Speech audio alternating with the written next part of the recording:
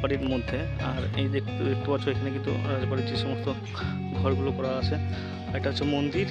আর মন্দির কিন্তু কিছুদিন পরে কিন্তু বারোদলের মেলা শুরু হবে, তো সেই বারোদলের প্রিপারেশান চলছে।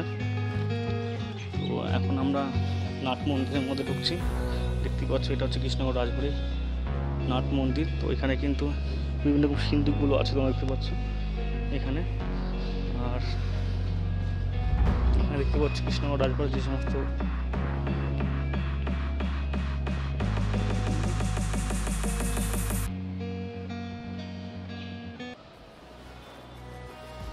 বন্ধুরা, এটা হচ্ছে কৃষ্ণনগর রাজবাড়ি, কৃষ্ণচন্দ্র রাজা।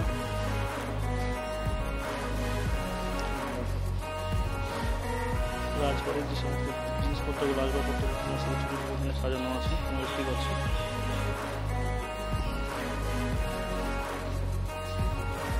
সমস্ত সিন্দুকগুলো কিন্তু সব বের করে রাখা আছে, বিভিন্ন রকম সিন্দুকগুলো তোমরা দেখতে পাচ্ছ। আর এইখানে কিন্তু সব ঠাকুরগুলো যেগুলো আসবে, বারোদল উপলক্ষে যে ঠাকুরগুলো আসবে, সেই ঠাকুরগুলো কিন্তু এখানে রাখা হবে। সমস্ত প্রিপারেশন কমপ্লিট, তোমরা দেখতে পাচ্ছ। এটা হচ্ছে আসবার গেট। এখান থেকে কিন্তু সব দেখতে পাচ্ছি অতীতের মধ্যে প্রচুর লোকজন কিন্তু আসা শুরু করে দিয়েছে। আর 19 তারিখে কিন্তু সর্বসাধারণের জন্য কিন্তু রাজবাড়িটা খুলে দেওয়া হবে। তো তোমরা চাইলে কিন্তু 19 তারিখ থেকে 2-3 দিন থাকবে, তোমরা চাইলে কিন্তু অবশ্যই তোমরা এখানে এসে রাজবাড়ির সমস্ত কিছু দেখে উপকরণগুলো দেখতে পারো। তো এইগুলো সব রাজবাড়ির সিন্দুকগুলো দেখো, সব সাজিয়ে রাখা আছে।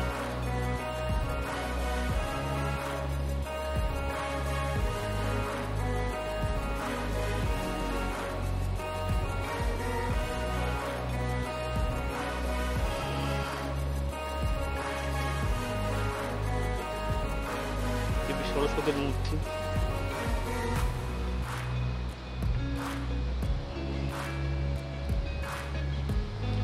আর বন্ধুরা, যে বাসন্তী পুজো, সেই বাসন্তী পুজো উপলক্ষে কিন্তু এখানে কিন্তু সমস্ত রকম প্রিপারেশন কিন্তু কমপ্লিট করা হচ্ছে। আর এখানে দেখতে পাচ্ছ বাসন্তী দেবীর মূর্তি, আর এখানে কিন্তু পুজো করা হয়েছে, বাসন্তী পুজো। তো সেই উপলক্ষে কিন্তু সমস্ত কিছু সাজানো আছে, সমস্ত রকম প্রিপারেশন কমপ্লিট।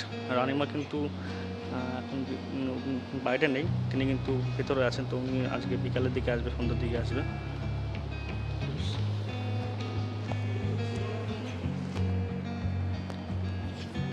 তো বন্ধুরা, তোমাদের মোটামুটি আমরা রাজবাড়ির ভিতরে যে সমস্ত জিনিসপত্র সব কিছু ঘুরে দেখানোর চেষ্টা করলাম।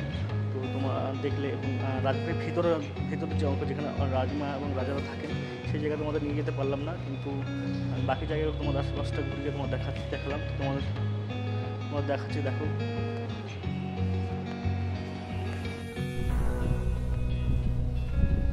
তো বন্ধুরা, তোমরা দেখতে পাচ্ছ সিন্দুকগুলো দেখো, ইয়া বড় বড় সাইজের সিন্দুক, প্রাচীনকালের সমস্ত সিন্দুকগুলো দেখতে পাচ্ছ তোমরা। এই সিন্দুকগুলোর মধ্যে কিন্তু আগের দিন রাজস্বগুলো কিন্তু রাজপরিবার থেকে নবাবের কাছে পাঠানো হতো।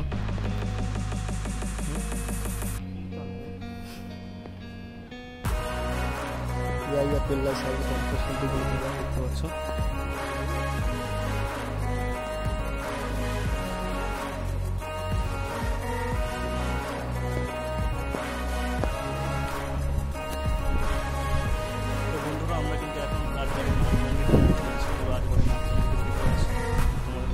দেখাচ্ছে এখানে কিন্তু বাসন্তী পুজো হচ্ছে, তোমাদের সেটা একটু দেখাবো। তোমাদের বাসন্তী পুজো হচ্ছে, দেখতে পাচ্ছ সামনে এখানে কিন্তু বাসন্তী পুজো হচ্ছে। এখানে কিন্তু বাসন্তী পুজো হচ্ছে, দেখতে পাচ্ছ। আর এখানে কিন্তু সর্বসাধারণ সাইডটি খুলে দেওয়া হবে। দেখতে পাচ্ছ এটা হচ্ছে তোমার রাজবাড়ির নাট মন্দির।